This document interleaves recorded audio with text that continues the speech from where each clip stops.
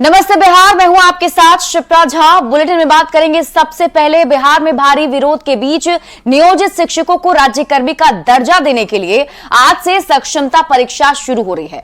राज्य के 9 जिले में हो रही सक्षमता परीक्षा के लिए 52 कंप्यूटर केंद्र बनाए गए हैं और हर दिन 2 पालियों में ऑनलाइन मोड में परीक्षा ली जाएगी। पहली पाली सुबह 10 बजे से 12:30 बजे तक होगी, जबकि दूसरी पाली दोपहर 3 बजे से शाम 5:30 बजे तक चलेगी।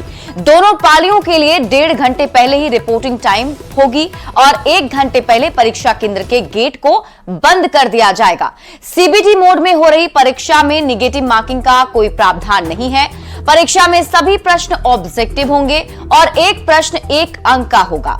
आपको बता दें कि बिहार में कुल 3,59,000 नियोजित शिक्षक हैं, जिनमें से 2,21,000 शिक्षकों ने ऑनलाइन आवेदन दिया है और अब तक 2 लाख शिक्षकों ने एडमिट कार्ड डाउनलोड किया है। सक्षमता परीक्षा का बहिष्कार का ऐलान कर चुके शिक्षकों में अब कितने शिक्षक आज परीक्षा में शामिल होते हैं, ये तो परीक्षा के बाद ही पता चलेगा। तो आपको बता दें कि सक्षमता परीक्षा आज से शुरू हो रही है।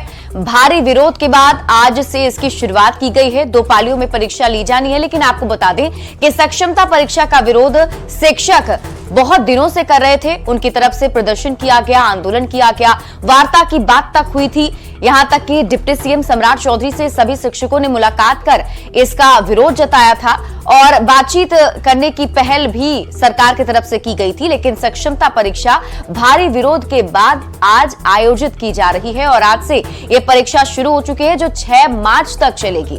2 पालियों में परीक्षा ली जानी है और सरकार की तरफ से सक्षमता परीक्षा में 5 मौके दिए गए हैं। इन 5 मौकों में अगर शिक्षक जो हैं वो पास करते हैं तो ठीक, और अगर नहीं पास करते हैं तो राज्यकर्मी का दर्जा नहीं मिलेगा।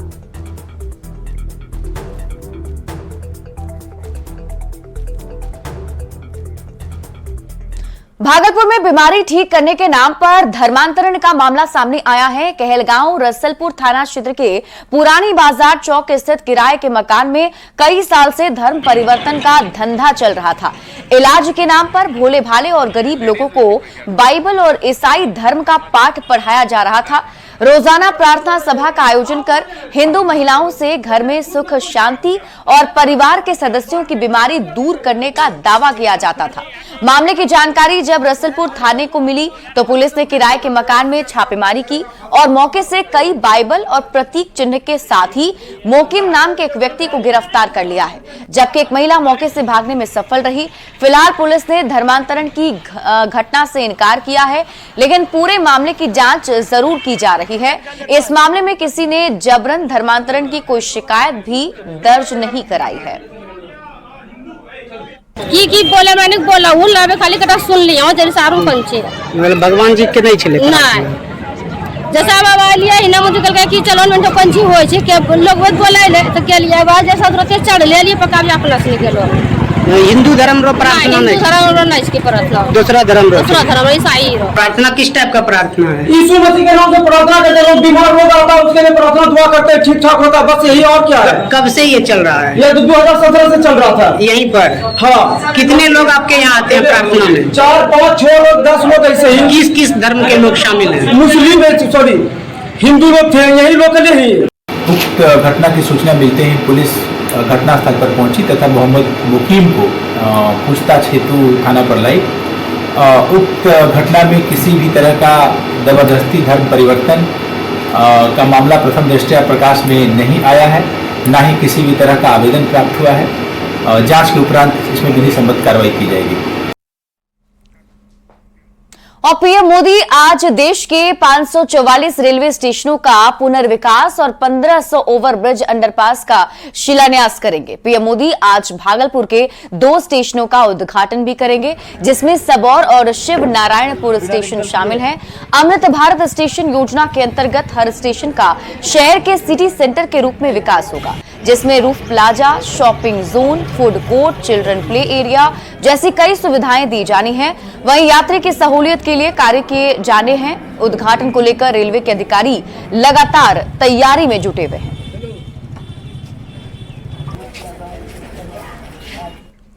केंद्रीय ऊर्जा मंत्री आर.के. सिंह ने मोतिहारी में बस स्टैंड के सौंदर्यीकरण का वर्चुअल शिलान्यास किया है। मोतिहारी बस स्टैंड में आयोजित कार्यक्रम में मोतिहारी सांसद और पूर्व केंद्रीय मंत्री राधा मोहन सिंह सहित स्थानीय विधायक भी मौजूद रहे। एनटीपीसी अपने फंड से मोतिहारी के सरकारी बस स्टैंड का निर्माण कराएगी, जिसमें पूरे क्षेत्र की ढलाई, पुराने ढांचे का नवीकरण और यात्री सुविधाओं का विस्तार शामिल है, जिस पर करीब 2.5 करोड़ रुपए की लागत आएगी। एक तरफ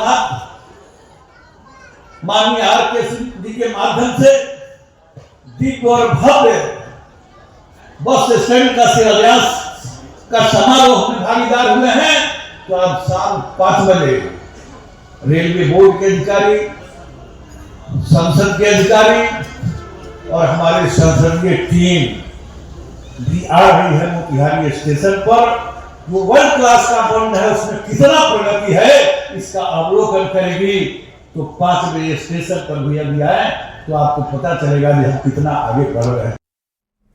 तो वहीं प्रधानमंत्री नरेंद्र मोदी ने रविवार को सेहत वाली सौगात दी है।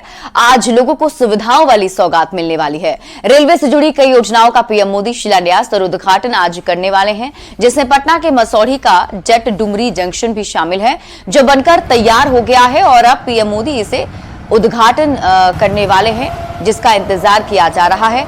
यात्रियों की सुविधा के लिए बने अंडर बाईपास का भी पीएम मोदी वीडियो कॉन्फ्रेंसिंग से उद्घाटन करेंगे, जिसकी सभी तैयारी पूरी हो गई है। उद्घाटन से पहले दानापुर रेल मंडल के अधिकारियों ने इसका निरीक्षण किया है। पीएम मोदी आज मुंगेर रेलवे स्टेशन को भी बड़ी सौगात देने जा रहे हैं। दरअसल करोड़ों रुपए की लागत से अमृत भारत योजना के तहत मुंगेर स्टेशन का कायाकल्प किया जाएगा। आपको बता दें कि पीएम मोदी वर्चुअल मोड में स्टेशन की आधारशिला रखेंगे। शिलान्यास कार्यक्रम में सांसद ललन सिंह समेत विधायक और कई नेता भी मौजूद रहेंगे। कार्यक्रम को लेकर स्टेशन परिसर को आकर्षक तरीके से सजाया गया है।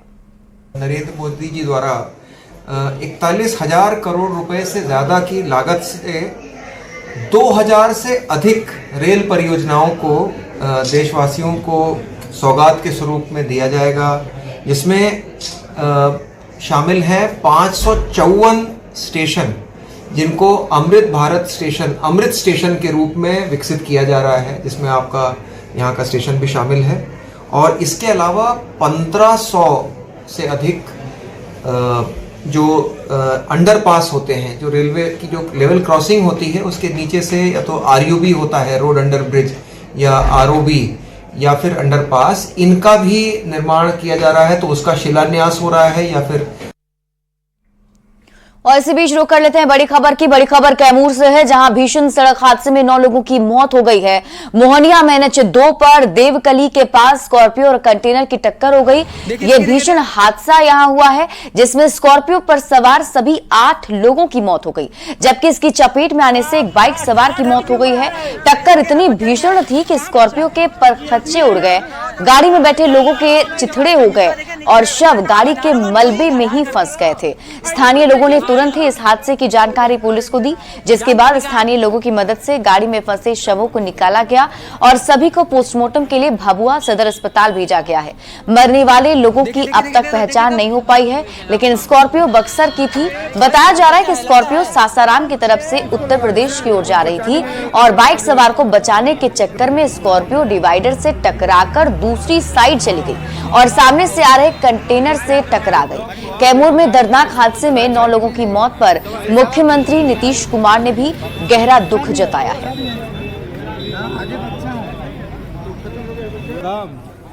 इसको लड़ा दिए, बचाने में एक्सीडेंट हुआ है। टोटल 9 बॉडी को हम लोग भेजे हैं हॉस्पिटल। कैसे घटना हुआ है सर?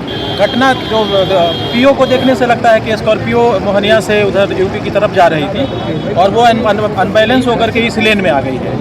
अनबैलेंस होने का वजह कुछ लोग बता रहे हैं कि मोटरसाइकिल वाले को बचाने में अनबैलेंस हो गया है और इधर से ट्रक अपने गति से आ रही होगी, तो दोनों का आमने सामने टक्कर हुआ है। बुरी तरीके से एक्सीडेंट हुआ है, उसमें काफ़ी क्षति हुई है। स्कॉर्पियो में सवार लगभग सभी लोगों का डेथ हो गया है और 8-9 बॉडी है। एक मोटरसाइकिल वाला लगता है और 8 लगता है कि उसमें है। कहना चाहेंगे कि लोकल पब्लिक का काफ़ी इसमें सपोर्ट और सहयोग रहा है। उनकी मदद से हम लोग, बॉडी बुरी तरीके से गाड़ी में फंसी हुई थी जिसको हम लोगों ने लोकल पब्लिक के मदद से जो है हॉस्पिटल भेजे हैं। फिर अभी देखते हैं उनका कोई आई कार्ड वगैरह मिल जाए हमको। अभी 2 आई कार्ड मिला है जिसमें दोनों एड्रेस मुंबई का दिख रहा है, लेकिन गाड़ी का नंबर है वो बक्सर का है। तो अभी पहचान करना थोड़ा मुश्किल हो रहा है, लेकिन थोड़ी देर में हम लोग देखते हैं मोबाइल मिलता है तो उनके परिजन को भी सूचना देंगे हम। वहीं इस हादसे पर सीएम नीतीश कुमार ने दुख जताया है। सोशल साइट एक्स पर पोस्ट कर सीएम नीतीश कुमार ने लिखा कि कैमूर जिले के मोहनिया थाना क्षेत्र के NH2 स्थित देवकली के समीप भीषण सड़क दुर्घटना में लोगों की मृत्यु दुखद है। मृतकों के परिजनों के प्रति गहरी संवेदना है। घायलों के समुचित इलाज का निर्देश उन्होंने दिया। घायलों के शीघ्र स्वस्थ होने की कामना की है। और पटना से आपको बड़ी खबर बता दें, जहां फुलवारी शरीफ में गोलीबारी से दहशत मचा हुआ है। जमीन विवाद में 15 राउंड फायरिंग की गई। एकता नगर की घटना बताई जा रही है। एक पक्ष ने बाउंड्री तोड़ दी है। तो इस वक्त की बड़ी खबर आपको पटना से बता रहे हैं। फुलवारी शरीफ में गोलीबारी से दहशत का माहौल बना हुआ है। जानकारी के मुताबिक जमीन विवाद को लेकर दोनों ही पक्षों की तरफ से मारपीट हुई है। इसमें 15 राउंड फायरिंग भी की गई है। एकता नगर की घटना बताई जा रही है। तो वहीं एक पक्ष ने बाउंड्री को तोड़ दिया है।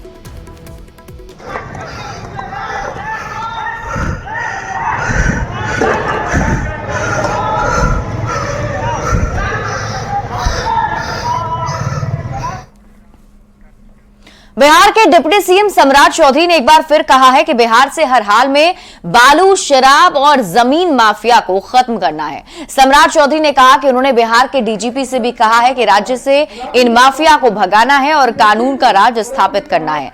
सम्राट चौधरी पटना के गांधी मैदान में चल रहे बिहार इंडस्ट्रीज एक्सपो 2024 के कार्यक्रम में पहुंचे उद्योगपतियों को संबोधित कर रहे थे। सम्राट चौधरी ने रोजगार के मुद्दे पर कहा कि लोगों को रोजगार देने वाला बनना चाहिए। फिर भी 10 लाख नौकरी देने का जो सरकार का लक्ष्य है उसे हर हाल में 2025 के विधानसभा चुनाव से पहले पूरा कर लिया जाएगा।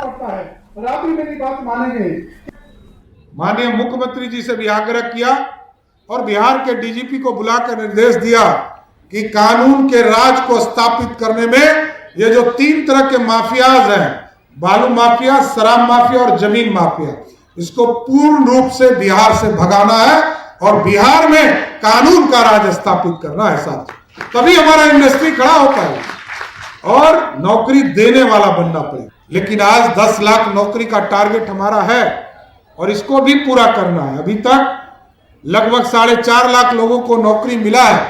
आगे 2025 के चुनाव के पहले हर हालत में बिहार के 10 लाख सरकारी नौकरी के वादे को हम लोग पूरा करने का काम करेंगे, जिससे कि नौजवान आगे बढ़े। लेकिन साथ साथ इंडस्ट्री खड़ा करना है, स्मॉल स्केल इंडस्ट्री को खड़ा करना है। लोकसभा चुनाव के ठीक पहले बिहार विधान परिषद की 11 सीटों पर होने वाले चुनाव को लेकर बिहार में सियासी हलचल बेहद तेज है। कौन कौन होंगे एनडीए की तरफ से उम्मीदवार और महागठबंधन से किस किस नेता पर जताया जाएगा भरोसा, इस पर दोनों ही गठबंधन के नेताओं की नजर गड़ी हुई है। ये रिपोर्ट देखिए।